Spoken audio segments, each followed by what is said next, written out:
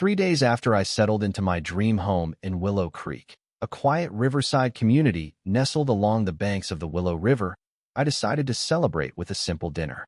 It was August 10th, 2023, and the summer air carried the promise of calm evenings.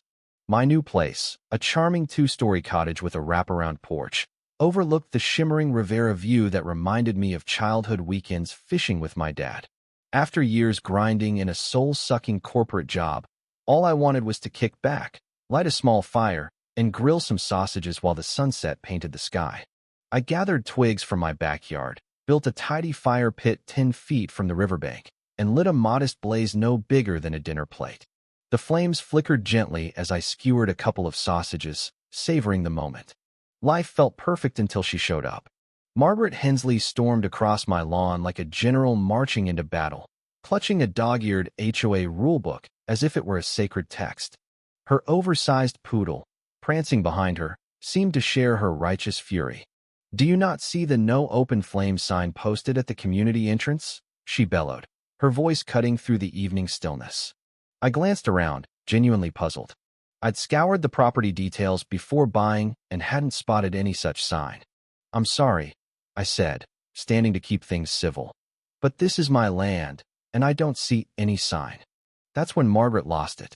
She whipped out a megaphone from her tote bag and blasted, "You're jeoparding this entire neighborhood and polluting the river ecosystem."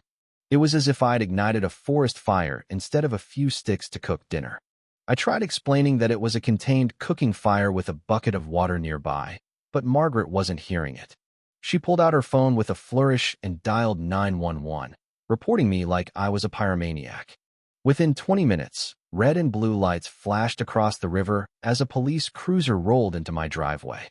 2 officers, their faces etched with the weariness of dealing with Margaret before, inspected my little fire. The older one, Officer Daniels, eyed the neat stone circle and the water bucket, then turned to Margaret with a sigh.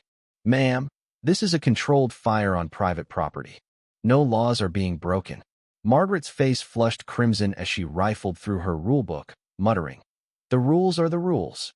The younger officer suggested I douse the fire to avoid more drama, and I complied, not wanting to escalate things. As the police drove off, Margaret lingered, her eyes narrowing. "Welcome to Willow Creek, Mr. Carter," she said, her smile colder than the river at dawn. "We have standards here, and those who don't follow them find life difficult." With that, she and her poodle vanished into the dusk. That night, sleep didn't come. I sat at my kitchen table, laptop open, poring over my deed, property survey, and the stack of HOA agreements I'd signed at closing. As a former real estate analyst, I knew how to spot red flags in fine print. Margaret's confidence, the way she brandished that rulebook, told me she was hiding something. By 2 a.m., I'd found inconsistencies between the HOA's current rules and the original property documents. The river access rights, in particular, seemed fishy. I went to bed with a sinking feeling that my quiet retirement was about to become a war zone. The next morning, a yellow envelope was taped to my front door, an HOA violation notice, signed by Margaret herself. My truck was allegedly parked 2 inches over the line. The fine? $75, due in 7 days. I measured the distance. It was 1.9 inches. The precision was chilling. That week, violations piled up. My lawn was unkempt. My marigolds were an unapproved color. And get the Izzy's slouched posture while reading on my porch was aesthetic misconduct. Every dawn, Margaret patrolled past my house, poodle in tow, armed with a measuring tape, clipboard, and a camera that clicked like a paparazzo's. One morning, I caught her photographing my mailbox as if it were evidence in a murder trial. The final straw was a notice claiming my improper lounging angle on my deck violated community standards. I wasn't even sunbathing, just reading in jeans and a t-shirt. This wasn't about rules, it was about control. Instead of raging, I fought back with research. I spent nights dissecting the HOA rulebook, cross-referencing it with state laws. Many of Margaret's rules were addendums, slipped in without proper resident approval.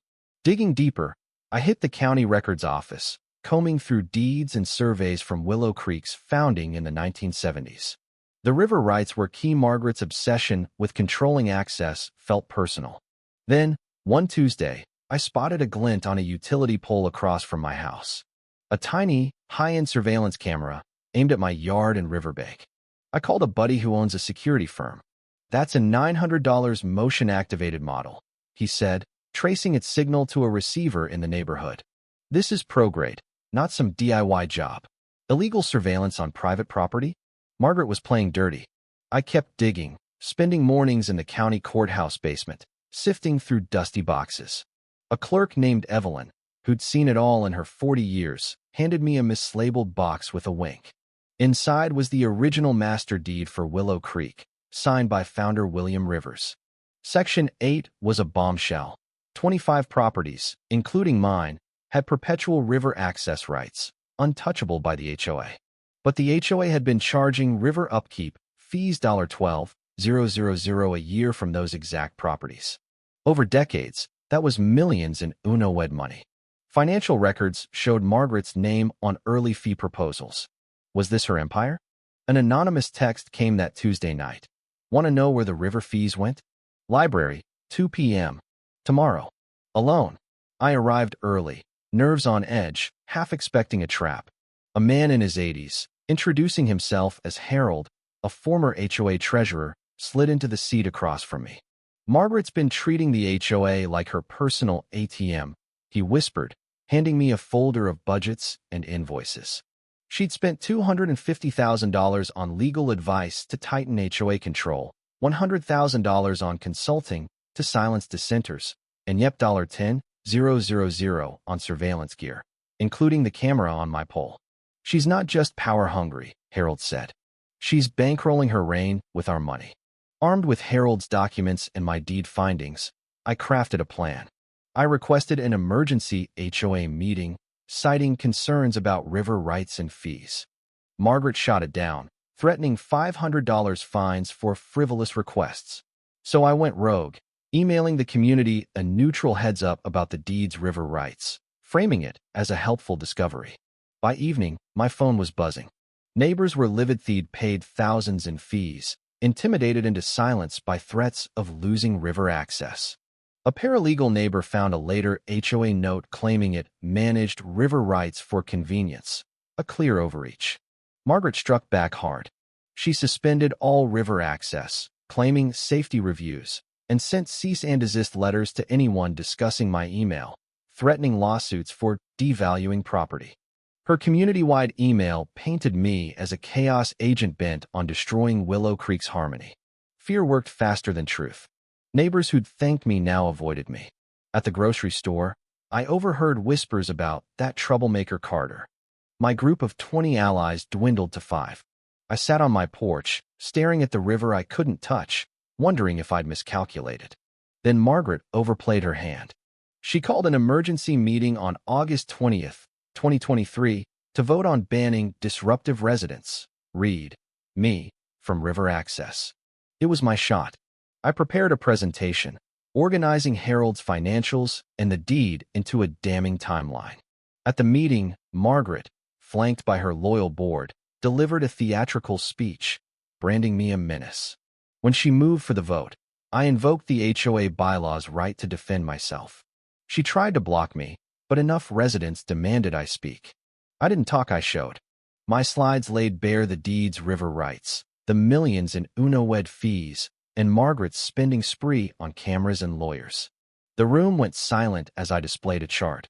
Each affected household had overpaid $5,000 to $15,000. When I sat down, a neighbor stood. "We need to talk about this."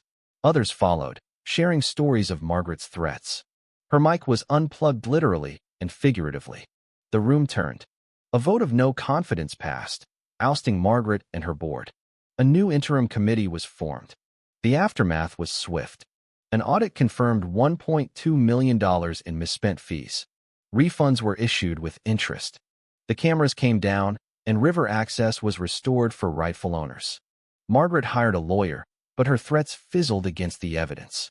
By November, she'd sold her house and left. That fall, I lit another fire by the river. Neighbors joined, bringing burgers and stories. We laughed, the flames dancing on the water, healing a community scarred by fear. But here's where it gets messy.